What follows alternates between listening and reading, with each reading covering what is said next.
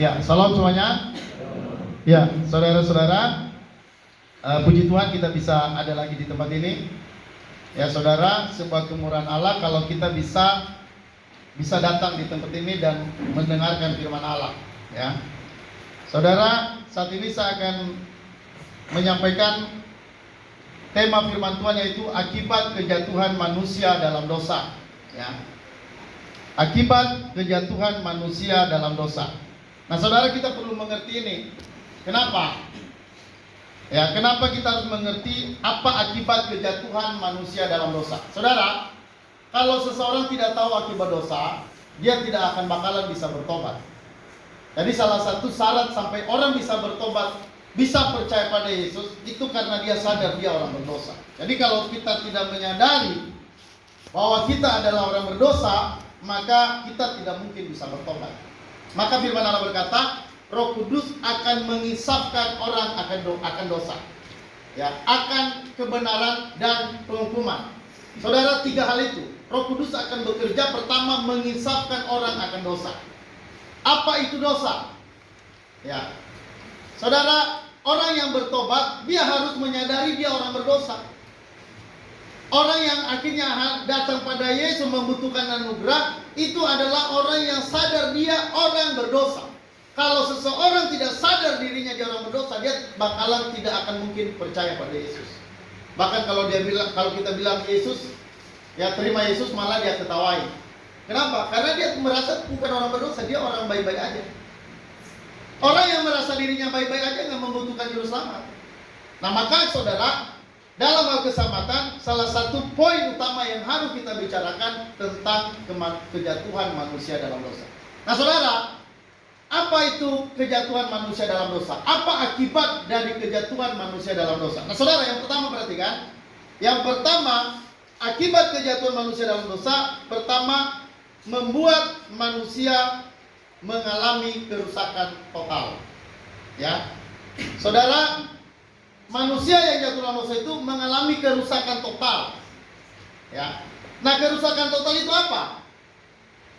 Saudara, kerusakan total itu artinya seluruh diri manusia sudah dikotori, dirusak atau dipengaruhi secara negatif oleh dosa.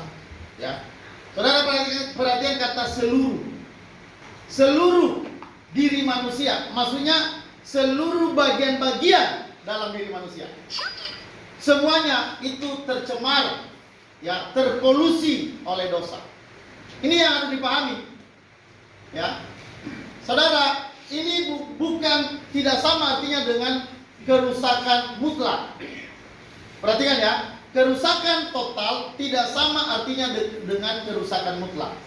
Kerusakan mutlak itu, saudara, artinya seseorang itu dia sudah mencapai titik maksimum terhadap dosa. Artinya dosa tertingginya dia sudah lakukan. Tidak ada lagi dosa yang bisa dia perbuat karena sudah habis. Sudah sampai mencapai titik maksimum. Nah, kerusakan mutlak seperti ini belum ada manusia yang melakukan dosa itu. Ya, biasanya kerusakan mutlak ini adalah iblis. Maka seperti iblis itu tidak ada pertobatan. Ya. Nah, kerusakan mutlak itu artinya kerusakan di mana titik akhir atau titik maksimum atau puncak dari kejahatan itu sudah dilakukan oleh seseorang. Tapi perhatikan baik-baik, tidak ada seorang pun yang melakukan dosa seperti itu. Ya, karena misalnya seperti Hitler saja, ya, kita dengar Hitler bisa membunuh 6 juta orang. Saudara, walaupun Hitler membunuh 6 juta orang, kan sebenarnya dia masih punya kemampuan untuk bisa membunuh lebih dari itu. Ya. Masih banyak dosa yang bisa dia perbuat, bukan hanya 6 juta sebenarnya. Makanya tidak ada orang yang bisa melakukan dosa yang kerusakan yang sifatnya kerusakan mutlak. Ya, misalnya kita berbuat dosa, misalnya kita mungkin pernah mencuri, tetapi kan masih banyak dosa-dosa lain yang kita nggak lakukan. Misalnya membunuh, nggak pernah. Ada di sini yang pernah membunuh orang? Tidak ada. Nah, di luar sana ada orang yang pernah membunuh orang. Tapi ada orang yang sudah membunuh orang, 5 orang, dibunuh 5 orang, tapi dia tidak pernah melakukan dosa perzinahan. Artinya bahwa masih banyak dosa yang belum dia lakukan. Nah, jadi bedakan ya. Jadi maksudnya kerusakan total dengan kerusakan mutlak itu beda, jangan disamakan. Nah, apa itu kerusakan total? Nah, perhatikan baik-baik. Dikatakan kerusakan total itu artinya seluruh diri manusia itu sudah dikotori atau dirusak atau dipengaruhi secara negatif oleh dosa. Seluruhnya. Apa yang seluruhnya itu? Halo? Apa? Seluruhnya. Artinya tidak ada bagian-bagian di dalam diri manusia yang tidak rusak. Semua bagian ikut rusak. Semuanya rusak. Nah, apa itu bagian-bagian itu? Nah, pertama perhatikan. Bagian yang pertama itu adalah tubuh. Ya. Saudara, dalam Roma 6 ayat 12, 13, 19 itu berbicara bahwa tubuh kita itu dikendalikan oleh dosa. Sehingga tubuh kita ini menjadi alat senjata untuk melakukan dosa. Ya. Nah, saudara, di dalam kitab Roma, coba kita baca sebentar ya. Roma 6 ayat 13. Dan jangan kamu menyerahkan anggota-anggota tubuhmu kepada dosa untuk dipakai sebagai senjata kelaliman. Tetapi serahkanlah dirimu kepada Allah sebagai orang-orang yang dahulu mati, tetapi yang sekarang hidup. Dan serahkanlah anggota-anggota tubuhmu kepada Allah untuk menjadi senjata-senjata kebenaran. Sebab kamu tidak akan dikuasai lagi oleh dosa, karena kamu telah berada di bawah Taurat, tetapi di bawah kasih karunia. Nah, saudara, dulu kita, sebelum kita pada Yesus, di dalam Yesus, kita berada di dalam Adam atau di dalam dosa. Nah, saudara, orang yang berada di dalam dosa, tubuhnya itu, saudara, dipakai oleh setan atau oleh dosa untuk melakukan hal yang jahat. Jadi dulu tubuh kita begitu, dipakai oleh iblis, dipakai oleh dosa. Jadi tubuh kita sudah ikut tercemar. Halo, amin. Jadi tubuh kita ini nggak bisa lagi menyenangkan hati Allah. Tubuh kita ya sudah jatuh atau tercemar oleh dosa.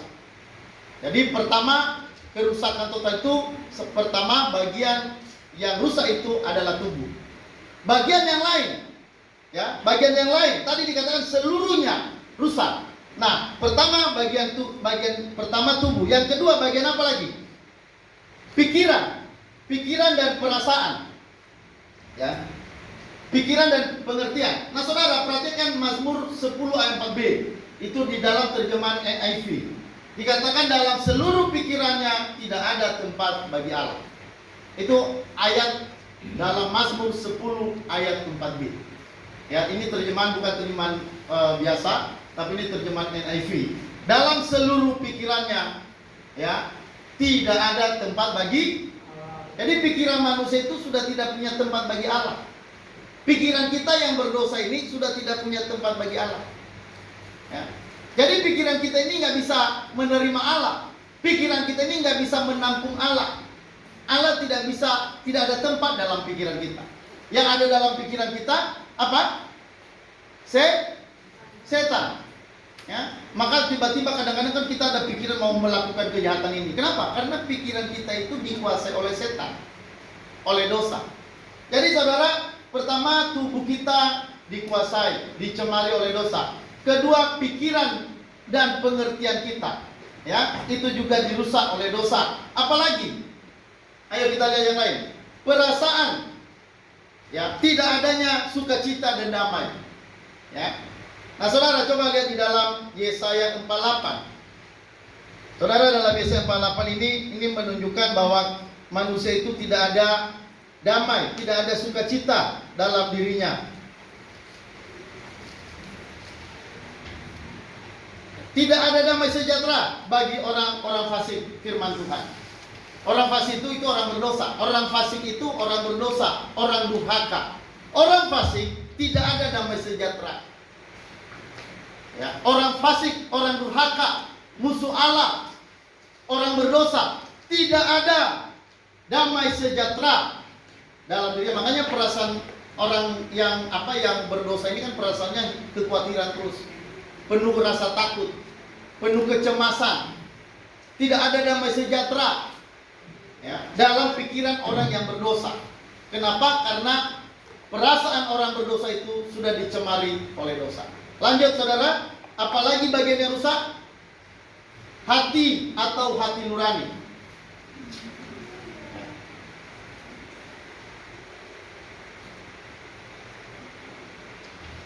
Tidak ada hati ya? Coba menurut perasaan. Oke, saudara, di sini tidak ada tulisan hati, padahal sebenarnya sudah tulis tadi. Ya, oke, perhatikan, saya akan baca mengenai hati. Titus 1 ayat 5. Ya, Titus 1 ayat 5, firman Tuhan berkata begini, saudara. Bagi orang suci semuanya suci, tetapi bagi orang najis dan orang tidak beriman satu pun tidak ada yang suci, karena baik akal maupun suara hati mereka najis. Jadi orang yang berdosa, hati nuraninya, hatinya najis. Tidak ada satupun yang suci. Ini harus dipahami ini. Jangan mengira kita ini orang baik-baik. Ada orang yang mengira dirinya baik-baik. Kalau saya ini kan baik-baik. Saya nggak mau ganggu orang. Ya, saya nggak mau ganggu orang. Dan saya juga tidak mau diganggu. Ya. Jadi orang seperti itu merasa diri baik dan nggak ganggu orang, dan dia juga tidak mau diganggu. Ya. Saudara, itu bukan orang baik. Jadi walaupun dia merasa dirinya dia baik-baik, dia nggak pernah ganggu orang, dia bilang itu baik. Saudara, sebenarnya itu hanya baik dalam pandangan manusia. Baik di hadapan Allah bukan baik seperti itu. Baik seperti itu, saya baik tidak mengganggu orang, itu hanya baik dalam standar manusia. Kalau baik dalam standar Allah, itu lebih dari itu. Allah menuntut kebaikan yang sempurna. Ya, maka saudara, kita menyadari bahwa memang kita ini orang berdosa, orang najis, hati nurani kita najis, perasaan kita tidak ada damai sejahtera, tubuh kita dikendalikan oleh dosa, pikiran kita tumpul, pikiran kita tidak mengenal Allah. Jadi saudara, inilah keberadaan orang berdosa. Jadi akibat dosa itu, seluruh bagian dalam hidup manusia itu menjadi tercemar oleh dosa. Itu yang disebut kerusakan total. Halo, amin. Ini harus dipahami ya. Kenapa? Karena ini mendasar. Karena inilah yang nanti menjadi alasan kenapa keselamatan itu adalah anugerah. Anugerah semata. Jadi keselamatan itu bukan karena kehendak bebas kita, bukan karena kita bisa mempercayai Allah, bukan karena kita bisa datang pada Allah. Nggak ada, saudara. Nah, orang-orang yang beraliran yang mengajarkan bahwa manusia itu tidak rusak total, maksudnya manusia itu rusak sebagian, artinya di dalam diri manusia masih ada kebaikan, sehingga orang bisa mencari Allah. Nah, saudara, orang seperti ini biasanya mengandalkan keselamatan itu ditentukan oleh kehendak bebas manusia. Jadi manusia itu bisa untuk mempercayai Allah atau tidak. Kalau dia mempercayai Allah, dia akan diselamatkan. Kalau dia tidak mempercayai Allah, dia akan binasa. Nah, saudara, dalam pengertian kita ini, saudara, di sini tidak ada manusia yang bisa mencari Allah. Tidak ada manusia yang bisa datang pada Allah. Kenapa? Karena manusia itu sudah rusak. Tidak ada bagian yang baik dalam diri manusia untuk bisa datang pada Allah. Tidak ada sesuatu yang baik dalam diri manusia untuk bisa berkenan pada Allah. Jadi dalam hal masalah kerusakan manusia dalam dosa, saudara, ada dua pandangan. Pandangan yang pertama itu kerusakan total. Ini yang kita bahas nanti di sini. Dan satu lagi kerusakan sebagian. Jadi orang yang jatuh dalam dosa, kalau menurut pandangan yang lain yaitu bahwa kerusakan sebagian, artinya manusia itu masih ada unsur baik di dalam dirinya. Kalau yang kerusakan total tadi, tidak ada unsur baik, tidak ada sesuatu yang baik yang bisa membuat manusia itu datang pada Tuhan, kecuali Tuhan sendiri yang datang pada kita. Nah, ini saudara yang perlu diperhatikan. Kalau pengajaran atau doktrin yang berkata bahwa manusia itu tidak rusak total, manusia itu masih punya kebaikan, ya, hanya dia nanti memang selain kebaikan dia membutuhkan anugerah. Jadi ada kerjasama antara manusia dan Allah. Jadi saudara, kalau orang merasa dirinya hanya rusak sebagian, saudara, orang seperti itu dia merasa bahwa dia punya andil dalam keselamatan. Dia akan punya andil dalam keselamatan. Jadi dia percaya bahwa karena imannya, karena kesungguhannya, karena ketaatannya, itu akan menjadi dasar keselamatan. Selain daripada anugerah Allah semata, lalu dia harus menambahkan dengan kesungguh-sungguhannya, keyakinannya, ya, ketaatannya, itu menjadi penentu dari keselamatan. Nah, saudara, saya mau katakan, perhatikan baik-baik. Kalau sebagian keselamatan kita ditentukan oleh perbuatan baik kita, oleh iman kita, oleh usaha kita, bisakah kita selamat? Halo, ini perlu direnungkan. Ya. Kalau sebagian keselamatan itu ditentukan oleh manusia selain anugerah Allah, apakah manusia bisa selamat? Siapa di sini yang merasa dengan kebaikannya, ya sekali, memang dia percaya pada Yesus, tapi dengan kebaikannya selain daripada anugerah Allah yang menyelamatkan, dia juga berusaha untuk berbuat baik sehingga anugerah dan perbuatan baik itu menjadi kerjasama sehingga dia menjadi selamat. Saudara, saya mau katakan, kalau itu dasar keselamatan, maka tidak ada kepastian dalam hal keselamatan. Saya, saudara, perhatikan baik-baik. Saya merasa, saya percaya anugerah Allah, tapi saya juga menjadikan kebaikan saya menjadi dasar keselamatan. Jadi selain dari anugerah Allah, kebaikan saya juga menjadi syarat keselamatan.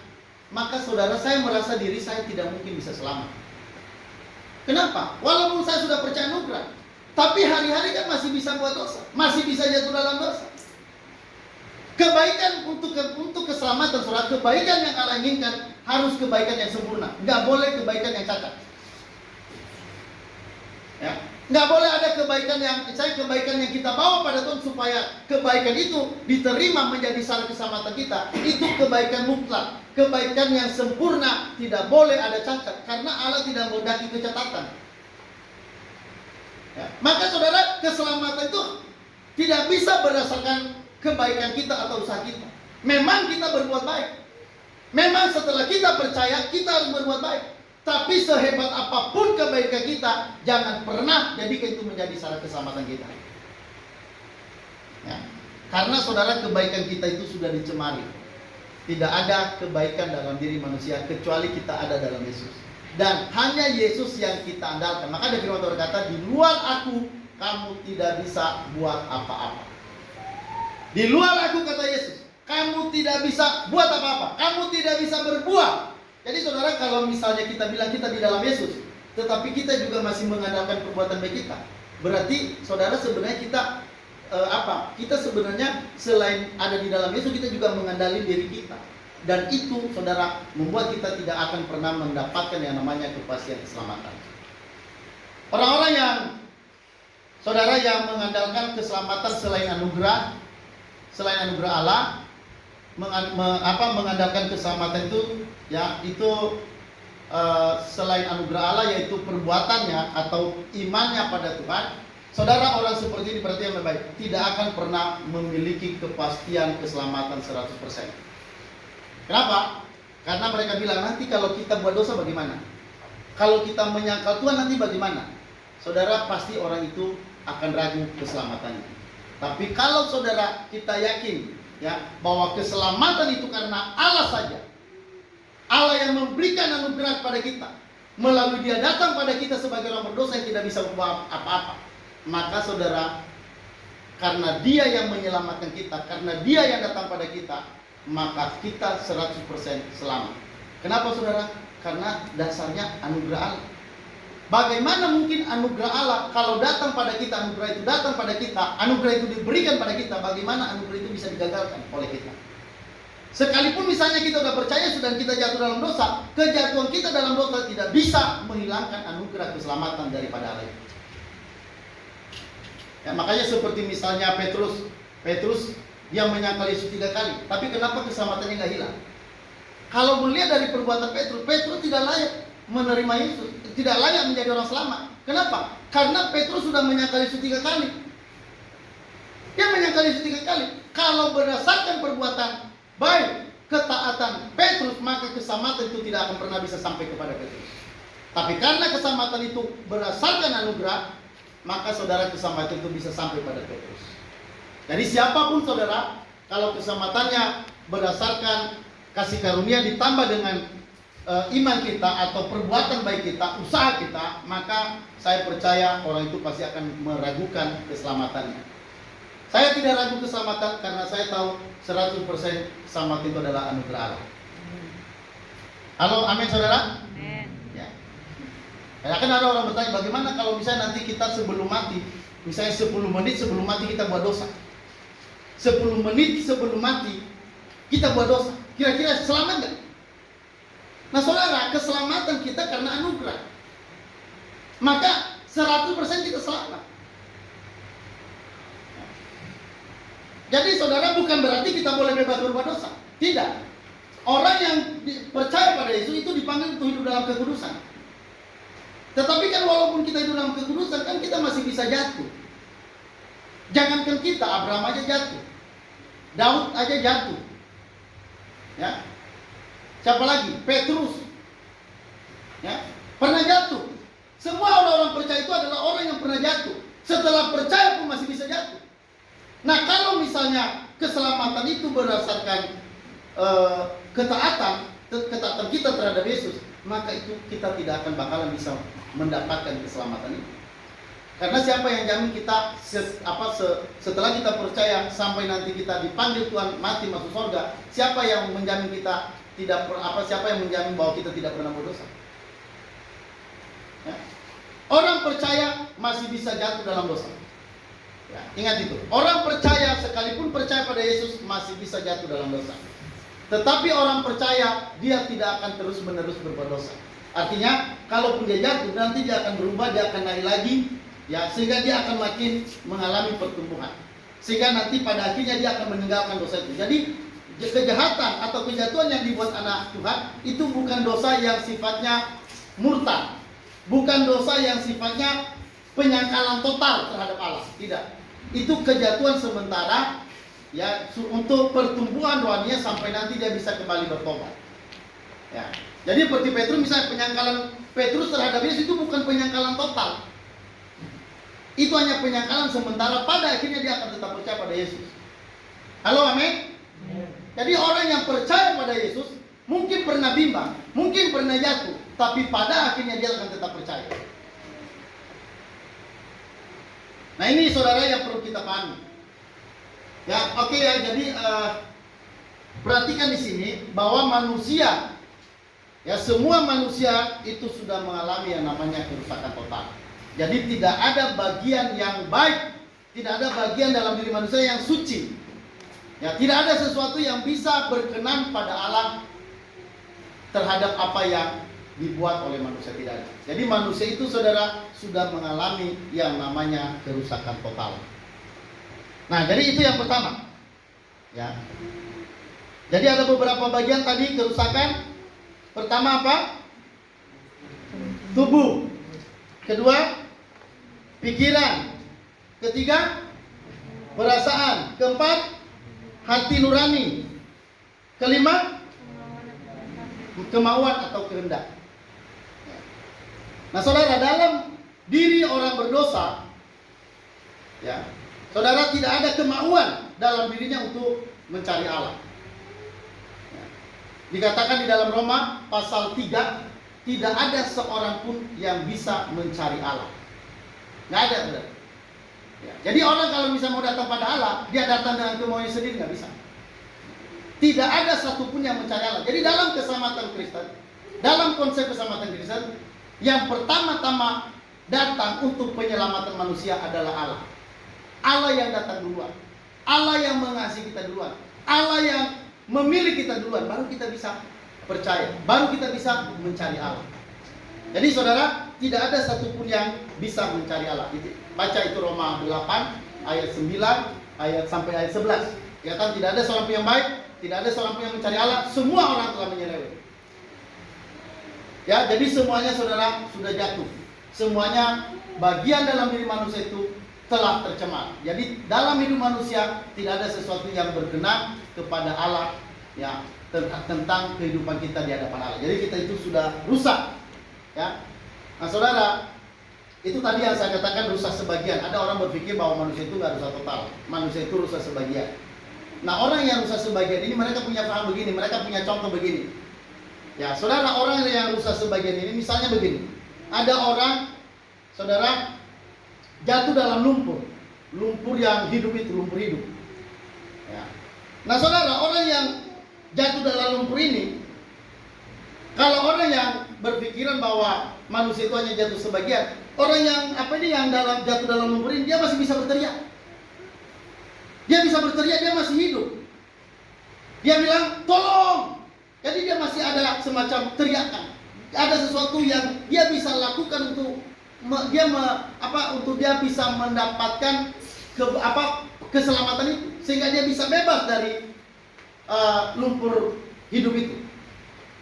Nah saudara, jadi artinya orang ini dia masih hidup di dalam. Hanya dia sudah sedang terancam mau mati. Jadi dia belum mati. Nah ini yang saudara, orang percaya bahwa manusia itu rusak sebagian, bukan rusak total. Kalau orang yang berpikiran rusak total, saudara, orang yang ada di dalam lumpur tadi ini, lumpur yang bergerak, saudara, dia sudah tidak hidup. Dia nggak bisa berteriak apa-apa. Dia nggak bisa bilang tolong. Kenapa? Karena dia sudah mati, dia sudah masuk tenggelam di dalam. Nah, bagaimana menyelamatkan orang ini? Pertama, dia nggak bisa lagi apa-apa. Dia nggak bisa membuka mulut. Dia sudah mati, sudah tidak ada nafas. Bagaimana? Saudara, maka itulah gambarannya, ada seseorang yang datang. Itu melambangkan Allah. Ada seorang datang, mengambil dia dan menghidupkan dia kembali. Contohnya misalnya seperti Lazarus dalam kuburan. Ya, itu Lazarus berapa hari dalam kuburan? 4 hari. Ketika Lazarus dalam kuburan, 4 hari setelah itu Yesus datang. Lalu saudara, Yesus datang kepada Lazarus. Yesus melakukan apa terhadap Lazarus? Kalau waktu itu Lazarus masih hidup, dia sudah di dalam kuburan, pasti cara Yesus manggilnya, dia bilang begini, "Hoi, Lazarus, bangun! Kok tidur terus kau?" Nah ini saudara, kenapa begitu? Pemanggilannya begitu, karena Lazarus masih hidup di dalam. Tapi ternyata bukan begitu. Lazarus memang sudah mati 4 hari. Saudara, Yesus datang, lalu dia bukan bilang, "Hoi, bangun!" Ya. Atau misalnya aku getar-getarin tanah, nggak begitu. Saudara, Yesus bilang, "Bangkitlah, talita kum." Saudara, kenapa Yesus begitu? Karena dia sudah tahu Lazarus ini sudah mati. Jadi bagaimana caranya? Dia nggak bisa, bukan hanya semacam ditarik lalu dituntun dia jalan, enggak. Yesus, saudara, melakukan mukjizat. Dia membangkitkan Lazarus itu sampai Lazarus itu hidup lagi. Nah saudara, itu gambaran orang yang percaya bahwa manusia itu mengalami yang namanya kerusakan total. Saudara, ini menciptakan dua pandangan aliran teologi yang sampai sekarang itu menjadi pertentangan besar. Tapi saudara, kalau kita melihat tadi, berarti yang baik, kalau kita melihat dari keadaan manusia yang sudah jatuh dalam dosa, manusia itu saudara dikatakan sudah mengalami kerusakan total. Artinya tidak ada sesuatu yang baik dalam diri manusia, tidak ada sesuatu yang berkenan pada Allah dalam diri manusia. Semua manusia sudah menyeleweng. Semua manusia sudah jatuh dosa. Manusia itu adalah musuh Allah. Manusia itu adalah orang yang dimurkai oleh Allah. Nah saudara, jadi pertama akibat dosa yaitu manusia mengalami kerusakan total. Ingat, kerusakan total bukan kerusakan mutlak. Halo, amin? Ya. Kerusakan total ini juga bukan berarti bahwa manusia tidak punya kebaikan secara relatif. Ya, saudara, orang yang sudah rusak total dia masih punya kebaikan, tapi itu kebaikan relatif, bukan kebaikan yang bisa memenuhi standar yang bisa menyenangkan hati Allah. Jadi bedakan ya. Jadi orang berdosa ini dia masih bisa berbuat baik. Tapi perbuatan baik itu bukan perbuatan baik yang bisa menyenangkan hati Allah. Bukan perbuatan baik yang bisa membuat dia bisa diterima Allah, tidak ada. Itu perbuatan baik relatif yang tidak bisa memenuhi standar yang bisa menyenangkan hati Allah. Jadi itu kerusakan total. Yang kedua, saudara, apa yang diakibatkan oleh dosa? Ya. Saudara, ini perlu diperhatikan. Yang kedua, saudara, kerusakan yang lain sebagai akibat dosa asal adalah ketidakmampuan. Ya. Oke, lanjut. Artinya apa, saudara? Artinya bahwa manusia tidak mampu untuk memikirkan dan melakukan hal-hal yang sungguh diperkenan Allah, serta mengubah arah hidupnya dari mengasihi diri sendiri menjadi mengasihi Allah. Ya, jadi artinya manusia tidak punya kemampuan. Ya, ketidakmampuan, kerusakan total itu kejatuhan manusia dalam dosa. Saudara, kerusakan lainnya adalah di mana manusia tidak punya kemampuan. Tidak punya kemampuan apa? Tidak punya kemampuan untuk bisa menginginkan Allah, untuk bisa datang pada Allah, tidak punya kemampuan untuk berpikir bagaimana mengubah arah hidupnya dari mengasihi diri sendiri menjadi mengasihi Allah. Jadi saudara, artinya manusia mengalami kehilangan kemampuan untuk saudara memikirkan, misalnya ingin berpikir tentang Allah, memikirkan Allah, ya, atau melakukan hal yang sungguh-sungguh diperkenan Allah, tidak ada. Ya, jadi memikirkan Allah saja tidak bisa. Ya, ingin mencari Allah saja tidak bisa, tidak ada dalam diri manusia berdosa. Nanti kita akan lihat saudara, bahwa ada banyak ayat-ayat yang menunjukkan bahwa manusia itu tidak punya kemampuan untuk untuk bisa datang pada Allah. Tidak punya kemampuan untuk bisa menyenangkan hati Allah. Tidak ada. Nah saudara, Alkitab memberikan dukungan teks yang cukup banyak. Oke, kita lihat selanjutnya. Ya, yang pertama saudara, tuntunan untuk dilahirkan kembali sebagai syarat masuk ke dalam kerajaan Allah, mengindikasikan bahwa dengan natur alamiah manusia, mereka tidak akan mampu melihat kerajaan Allah.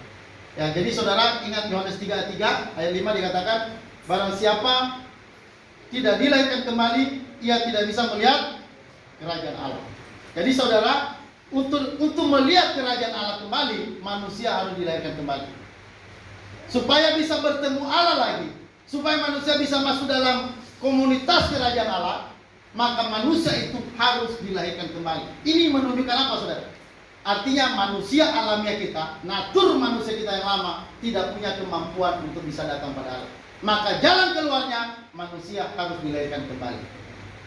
Halo, amin? Ya, harus ada kelahiran kembali. Ya. Nah saudara, siapa yang bisa melakukan kelahiran kembali ini? Ada orang bilang, waktu seseorang percaya, dia akan lahir kembali. Benarkah demikian?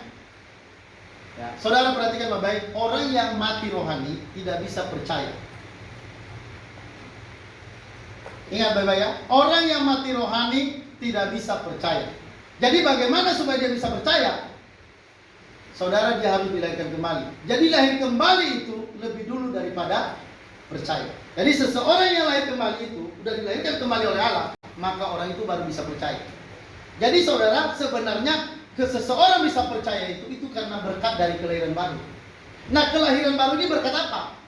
Kelahiran baru ini berkat di mana Allah, saudara, menghidupkan kita kembali. Ya, dengan apa saudara? Dengan cara Allah memilih, di mana Allah memilih siapa yang Dia berikan anugerah supaya orang itu menerima kehidupan yang dilahirkan kembali oleh Allah. Jadi saudara, dalam hal kelahiran kembali, perhatikan baik-baik, ini tidak ada andil manusia sedikit. Kelahiran kembali itu adalah keputusan Allah. Ya, Allah mengirim rohnya kepada seseorang untuk melahirbarukan orang itu sehingga orang itu mengalami kehidupan rohani kembali. Jadi ini perhatikan baik-baik. Saudara, dalam hal keselamatan, ingat ini baik-baik. Dalam hal keselamatan, saudara, keselamatan itu bukan hanya penebusan dosa oleh kematian Yesus. Ingat ya. Jadi banyak orang berpikir bahwa keselamatan itu hanya oleh kematian Yesus. Jadi kematian Yesus itu menjadi satu-satunya. Saudara, sebenarnya perhatikan baik-baik, kematian Yesus itu hanya syarat untuk pembayaran dosa-dosa kita. Ya. Tetapi saudara, selain dari kematian Yesus, Allah melakukan yang lain. Apa yang Allah lakukan yang lain? Dia memberikan rohnya kepada kita. Kan berbeda saudara, Allah memberikan rohnya pada kita dengan Yesus mati di kayu salib. Kematian Yesus itu adalah penebusan dosa. Tapi kelahiran kembali itu di mana roh kita dihidupkan kembali.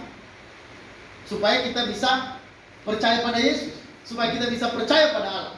Nah saudara, kadang-kadang ini tumpang tindih semuanya. Banyak orang bilang lahir baru itu adalah proses.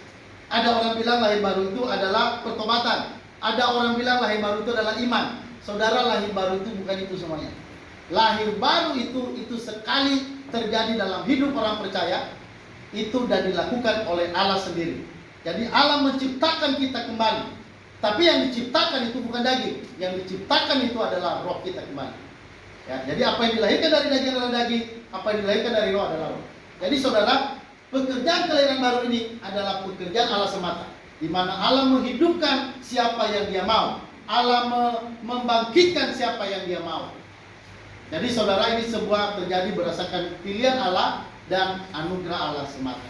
Jadi saudara perhatikan bahwa bahwa manusia telah kehilangan kemampuan. Ya, kehilangan kemampuan untuk memikirkan Allah atau mengupayakan hal-hal yang berkenan pada Allah atau mengubah dirinya dari mengasihi diri sendiri menjadi mengasihi Allah. Tidak ada kemampuan itu. Nah, ini ditunjukkan oleh yang pertama, manusia untuk bisa kembali pada Allah, manusia harus dilahirkan kembali. Ya, yang kedua,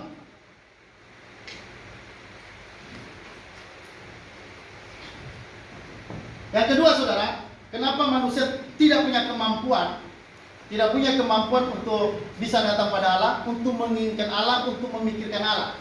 Yang kedua, saudara, hidup manusia tidak akan berbuah, dikatakan Alkitab, kecuali berada dalam Kristus. Karena di luar Kristus manusia tidak dapat berbuat apa-apa. Ini saudara menunjukkan ayat ini bahwa memang manusia kalau tidak berada dalam Yesus kembali, masih posisi pada manusia yang lama, manusia itu tidak akan bisa untuk menghasilkan buah, tidak bisa berbuat apa-apa. Jadi saudara perhatikan posisi kita yang sudah dilahirkan baru, posisi kita itu sudah dalam Yesus. Kalau saudara sudah di dalam Yesus, itu artinya Anda pasti bisa berbuah. Ya. Maka saudara, di sini kita harus terus ya mempercayai anugerah, di mana Allah memberikan kita anugerah keselamatan, ya. Sehingga saudara, di dalam Yesus kita bisa menghasilkan buah. Di dalam Yesus kita bisa melakukan sesuatu yang menyenangkan hati Allah. Yang ketiga, manusia kehilangan kemampuan. Nah saudara, dikatakan bahwa manusia tidak mampu untuk taat. Bahkan mereka justru menindas kebenaran. Coba saudara kita lihat dalam Roma 1 ayat 18. Roma 1 ayat 18.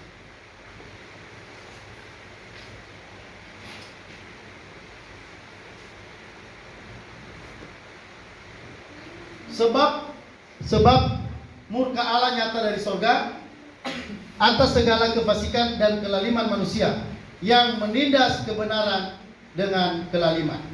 Ya, ini ayat menunjukkan apa saudara? Manusia berdosa malah menindas kebenaran. Ya. Sebab murka Allah nyata dari surga atas segala kefasikan dan kelaliman manusia yang menindas kebenaran dengan kelaliman.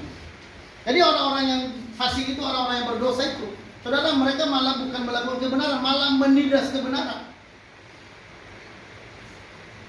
Jadi nggak ada kemampuan apa-apa lagi dalam diri manusia untuk melakukan kebenaran. Malah orang berdosa, orang fasik, Alkitab berkata di sini, malah dia menindas kebenaran dengan kelaliman. Ayat 18, ayat 32.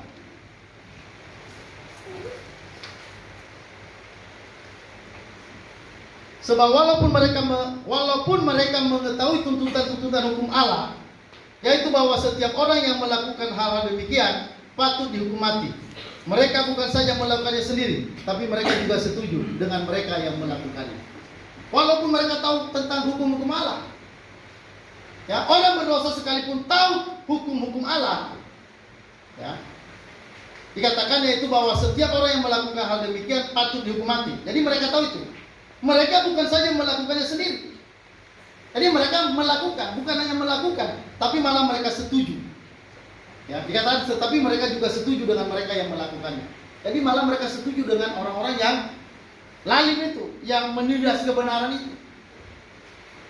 Jadi saudara, kita melihat orang berdosa tidak punya kemampuan, ya, tidak punya kemampuan untuk melakukan kebenaran yang benar di hadapan Allah. Ya, ada banyak ayatnya, kita nggak bisa baca semua. Ya, saya sudah masukin juga di WA grup Gracia, jadi nanti bisa dibaca-baca. Nah, saudara, selanjutnya, orang percaya, orang yang berdosa tidak punya kemampuan rohani. Kenapa saudara? Di dalam 1 Korintus 2 ayat 14, ya, dikatakan manusia duniawi tidak mungkin menerima hal-hal rohani, karena baginya itu adalah kebodohan. Jadi orang duniawi, orang berdosa itu disebut manusia duniawi. Manusia duniawi, perhatikan, tidak bisa menerima hal-hal rohani, karena baginya itu adalah kebodohan. Jadi hal-hal rohani itu bagi orang berdosa itu kebodohan. Berita Injil ini buat mereka kebodohan. Jadi kalau misalnya Injil kita beritakan, malah mereka ketawain. Bagi mereka ajaran Injil ini kebodohan. Tapi bagi kita ini adalah kekuatan Allah yang menyelamatkan. Amin. Ya. Bagi orang berdosa bahwa Injil itu atau hal-hal rohani itu atau keselamatan itu adalah kebodohan bagi mereka. Jadi berita Injil mereka itu nggak mereka dengar. Kalau mereka orang yang tidak dilahirkan kembali, maka mereka tidak mungkin mau dengarkan Injil. Mereka pasti menolak Injil. Bersyukurlah kalau sampai saudara bisa terima Injil. Amin saudara. Karena itu artinya Anda mendapat kemurahan Allah.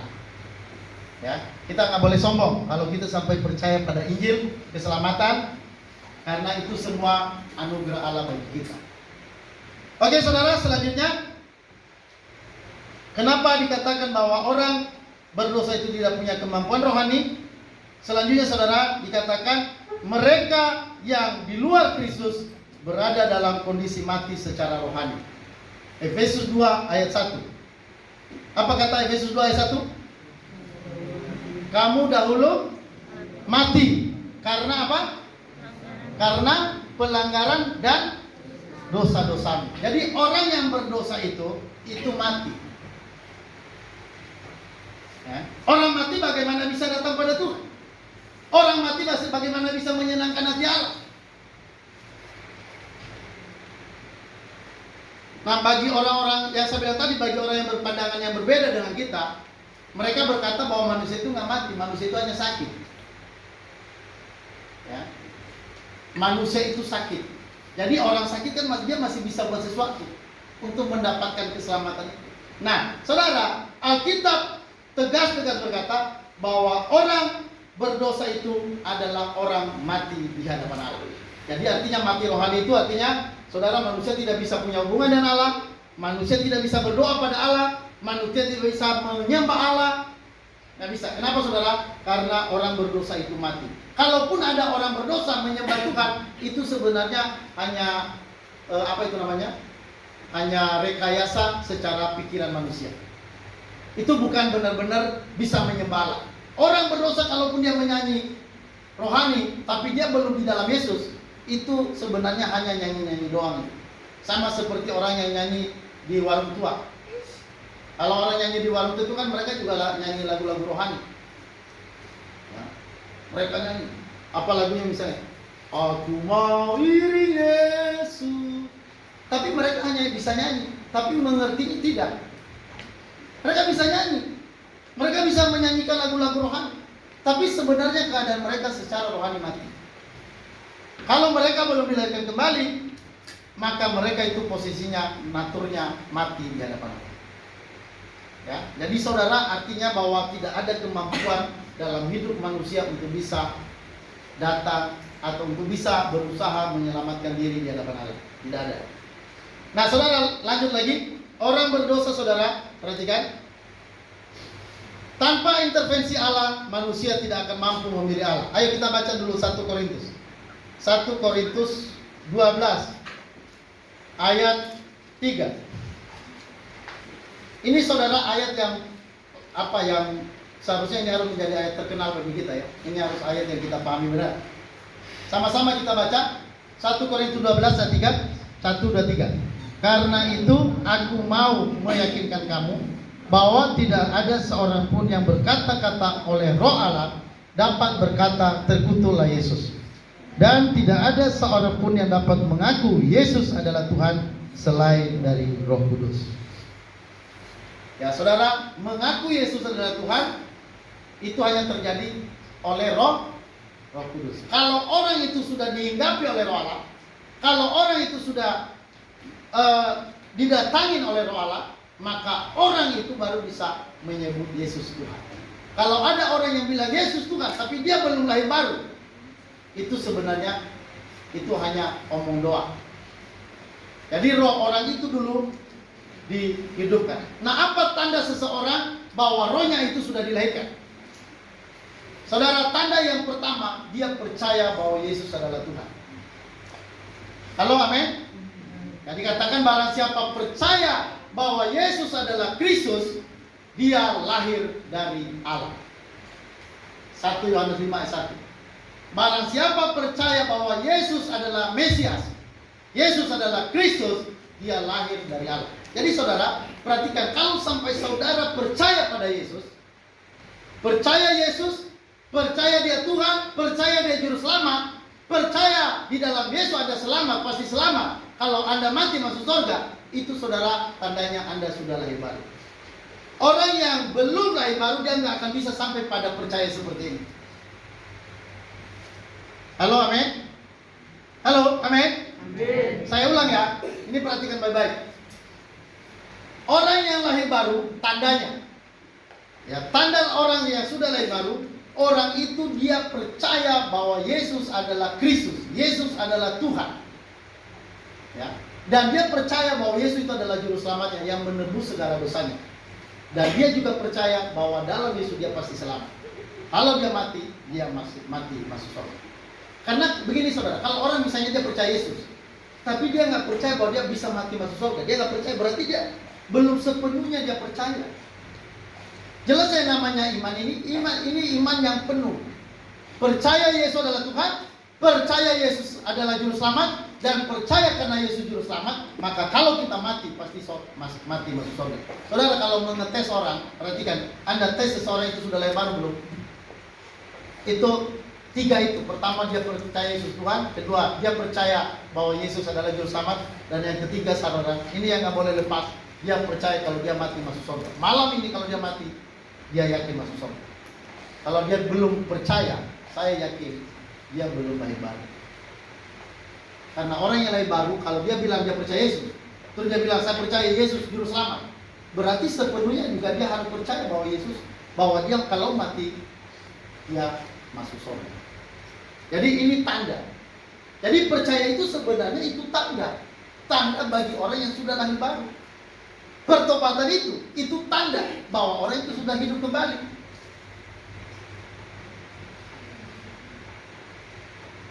Halo? Ada amin? Ya, ini perlu diperhatikan ya, karena ini sebenarnya sederhana tapi banyak orang tidak mengerti. Banyak orang sudah belajar teologi sampai doktor, sampai MTH, tapi yang begini mereka nggak paham. Mereka bilang bahwa orang berdosa itu sakit, bukan dosa sebagian. Terus terang kemarin ada seorang MTH, ya, namanya Pagani. Saudara, dia berkata bahwa manusia itu bisa kehilangan keselamatan. Ya. Nah, dalam masa bagaimana dia kok bisa percaya bahwa manusia itu bisa kehilangan keselamatan? Padahal Yesus bilang barang siapa yang diberikan Bapa kepadaku, saya akan menjaga supaya dia jangan terhilang. Jangan ada satupun yang terhilang dari antara yang diberikan Bapa kepadaku. Loh, kenapa kok dia bilang bisa hilang? Padahal saudara itu orang yang sudah belajar. Alkitab juga memberikan contoh, misalnya seperti contoh Nikodemus. Nikodemus itu kan seorang pengajar Yahudi, pengajar agama Yahudi, seorang rabi, dipanggil rabi. Kalau namanya rabi itu dia sudah melewati sebuah sekolah. Jadi rabi itu gelar bagi guru yang sudah melewati sekolah akademis teologi. Maka sampai nanti dia saudara selesai dia dipanggil rabi. Dan dia saudara orang yang penting dalam agama Yahudi, Nikodemus. Tapi perhatikan, ketika dia datang pada Yesus, dia nggak tahu tentang keselamatan. Yesus langsung bilang kepada dia, kalau kamu tidak dilahirkan kembali, kamu tidak akan masuk ke dalam kerajaan Allah. Dia bilang, loh, bagaimana saya yang sudah tua ini kok bisa dilahirkan kembali? Apakah saya harus masuk ke dalam perut ibuku lagi?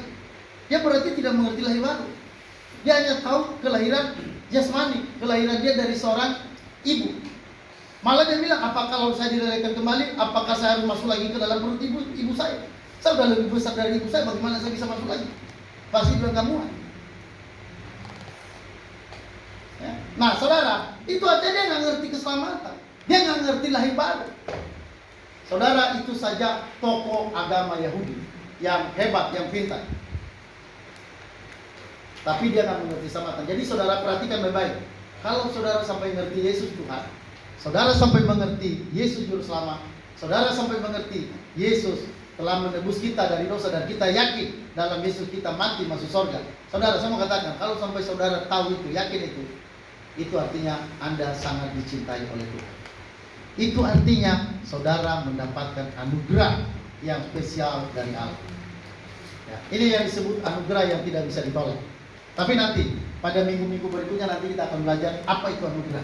Tapi saudara, yang perlu saya sampaikan pada sini bahwa orang berdosa itu pertama telah mengalami yang namanya kerusakan total. Rusak total itu artinya seluruh bagian dalam hidup manusia sudah tercemar oleh dosa. Yang kedua, orang berdosa saudara, dia tidak punya kemampuan. Ya, sudah tidak punya kemampuan rohani. Dia sudah tidak punya kemampuan untuk memikirkan Allah. Ya, jangankan memikirkan Allah, menginginkan Allah saja tidak bisa. Menginginkan Allah. Ya, memikirkan Allah, melakukan hal yang diinginkan Allah, saudara tidak bisa. Untuk mengasihi Allah tidak bisa. Nah, maka saudara, manusia itu harus dilahirkan kembali. Nah, ini berarti Allah sendiri yang harus bekerja secara berdaulat. Dia menghidupkan rohani kita, yang memberikan rohnya pada kita sehingga roh kita hidup kembali. Ya, saudara, jadi perhatikan di ayat tadi sini, tanpa intervensi Allah, manusia tidak bisa menyebut Yesus itu Tuhan. Ya, tadi dikatakan kalau bukan roh, tidak ada yang bisa menyebut Yesus Tuhan. Orang yang punya roh dalam dirinya, dia juga nggak bisa mengutuk Allah. Maka orang yang sudah percaya itu tidak bisa murtad. Tapi banyak orang bilang orang percaya itu masih bisa murtad. Orang percaya yang sudah lahir baru tidak bisa mengutuk Allah. Ingat itu baik-baik. Dalam Roma 12 ayat 3 tadi, tidak ada seorang pun yang bisa mengutuk Allah. Orang yang punya roh Allah tidak bisa mengutuk Allah. Yang kedua, orang yang untuk menyebut Yesus adalah Tuhan, itu hanya karena roh Allah. Jadi kalau saudara bisa menyebut Yesus Tuhan, itu karena roh Allah dalam diri kita. Artinya Allah sudah mulai melahirkan kita. Oke saudara, lanjut. Nah, ini di dalam Yohanes 6 ya. Tunggu sebentar. Yohanes 6 ayat 24. Di sini dikatakan saudara, manusia baru dapat datang kepada Allah kalau ia ditarik oleh Bapa. Yohanes 6 ayat 24. Ini ayatnya. Terus diberi karunia oleh Bapa. Yohanes 6 ayat 65. Atau dibuka hatinya oleh Tuhan.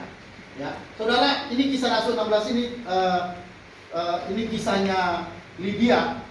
Ya, Lydia, waktu Lydia ini mendengarkan firman Allah yang disampaikan oleh Paulus, lalu kita berkata, lalu Tuhan membuka hatinya sehingga dia memperhatikan apa yang dikatakan oleh Paulus. Jadi saudara, Dorcas ini atau Lydia ini, kenapa sampai dia memperhatikan apa yang dikatakan Paulus? Itu karena Tuhan membuka hatinya. Ya, saudara, kenapa seseorang bisa datang pada Yesus? Karena itu ditarik oleh Bapa. Kenapa seseorang bisa datang pada Yesus? Karena diberi karunia oleh Bapa. Ayat 6, Yohanes 6 ayat 65. Jadi seseorang tidak bisa datang pada Yesus kalau tidak ditarik oleh Bapa, kalau tidak dikaruniai oleh Bapa, kalau Tuhan tidak membuka hatinya. Oke, lanjut. Nah, ini yang ketiga saudara, ini terakhir. Apa yang merupakan, ya saudara, apa yang merupakan akibat daripada dosa manusia jatuh dosa yang saudara, faktor yang ketiga, faktor lain yang perlu diperhatikan adalah dominasi iblis atas orang-orang yang belum bertobat. Saudara, orang yang belum bertobat, orang yang sudah dalam dosa, dia adalah pengikut iblis. Ingat, perhatikan ya. Orang yang belum terima Yesus, orang yang masih di luar Yesus, orang yang masih berdosa, statusnya orang berdosa, dia adalah berada dalam kendali setan. Orang itu dikendalikan oleh iblis. Nah, saudara, kita lihat ayatnya. Alkitab mengajarkan bahwa manusia yang berada di luar Kristus dikuasai oleh penguasa kerajaan angkasa. Efesus 2 ayat 2, Efesus 6 ayat 12. Coba kita baca dulu sebentar ya, Efesus. Saudara, perhatikan ayat ini karena nanti kita akan menemukan banyak pandangan yang lain. Dan kalau kita punya Alkitab sebagai dasar, kita tidak akan tergoncang dengan berbagai pandangan lain. Saudara, perhatikan di dalam Efesus pasal 2 ayat 2. Kamu hidup di dalamnya karena kamu mengikuti jalan dunia ini, karena kamu mentaati penguasa kerajaan angkasa, yaitu roh yang sekarang sedang bekerja di antara orang-orang durhaka. Karena kamu mentaati penguasa kerajaan angkasa, yaitu roh yang sekarang sedang bekerja di antara orang-orang durhaka.